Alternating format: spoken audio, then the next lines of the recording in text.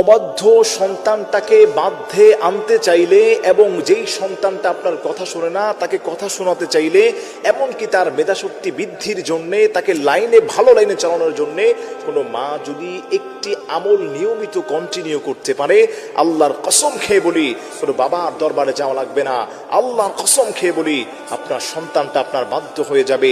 আপনার সন্তানটা পড়ালেখায় মনোযোগী না, অনেক দুষ্টামি করে, আপনি আমলটি করার চেষ্টা করেন, আল্লাহর কসম খেয়ে বলি আপনার সন্তানটা আপনার বাধ্য হয়ে যাবে।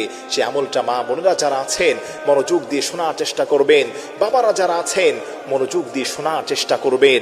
আপনার সন্তানটা অবাধ্য হয়ে আছে, বিপথে চলে যাচ্ছে, সে লাইনের মধ্যে নাই, পড়ালেখা করে না, অতিরিক্ত রাত জিদের মধ্যে আছে, আপনি সুন্দরভাবে তাহাজ্জুদের নামাজ পড়ার চেষ্টা করবেন।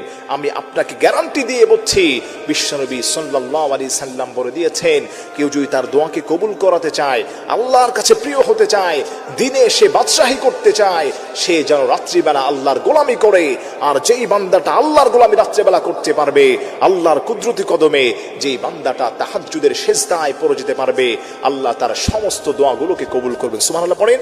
অনেক মা বোনেরা ফোন করেন, হুজুর আমার ছেলে মেয়েগুলো অবাধ্য, হুজুর আমার ছেলে মেয়েরা কথা শোনে না, হুজুর বিভিন্ন গুনাহের মধ্যে জর্জরিত, হুজুর অনেক চেষ্টা করেছি, অনেক পানি পড়া খাইয়েছি, অনেক দোয়া পড়ে ফোঁ দিয়েছি, এবার সেই চিকিৎসা হিসেবে আপনাকে আমলটা আমি দিয়ে যাই।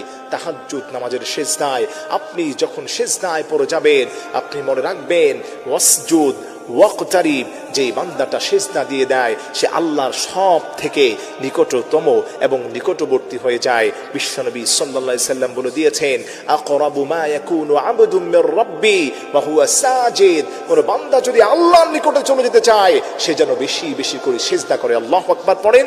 এজন্য আমার প্রিয় ভাইরা, আমার প্রিয় মা বোনেরা, আপনার সন্তানটাকে ফিরিয়ে আনতে চাইলে তাহাজ্জুদের অভ্যাস করবেন। আপনি ফরজ নামাজ তো পড়বেনই, পাশাপাশি রাত্রি যখন গভীর হয়ে যায়, ওই গভীর সময় পশু পাখিরা পর্যন্ত বাসায় চলে যায়, কোনো মানুষ জাগনা থাকে না, নীরবে নিস্তব্ধে উঠে ওযু করে 2, 4, 6 রাকাত, 8 রাকাত, 10 রাকাত, 12 রাকাত আপনি তাহাজ্জুদের সালাত আদায় করে আল্লাহর কাছে আপনার আকুতিগুলো বলেন। আল্লাহর কসম খেয়ে বলি এমন কোনো দোয়া নেই, হালাল দোয়া, যেটা আল্লাহ কবুল করবেন না। আপনি সিজদায় গিয়ে বললেন, আল্লাহ আল্লাহ আল্লাহুম্মা গফিরলি, আল্লাহ তুমি আমারে মাফ করে দাও। নবীজি বলেন উস্তুজিব, আল্লাহ তোমাকে মাফ করবেন। আপনি বলবেন, আল্লাহ আমার সন্তানটা কথা শোনে না, আল্লাহ তারে বাধ্য করে দিবেন। আপনি বলবেন, আল্লাহ আমার রিজিক নাই, আল্লাহর নবী বলেন উস্তুজিব, আল্লাহ তোমার রিজিক দান করবেন।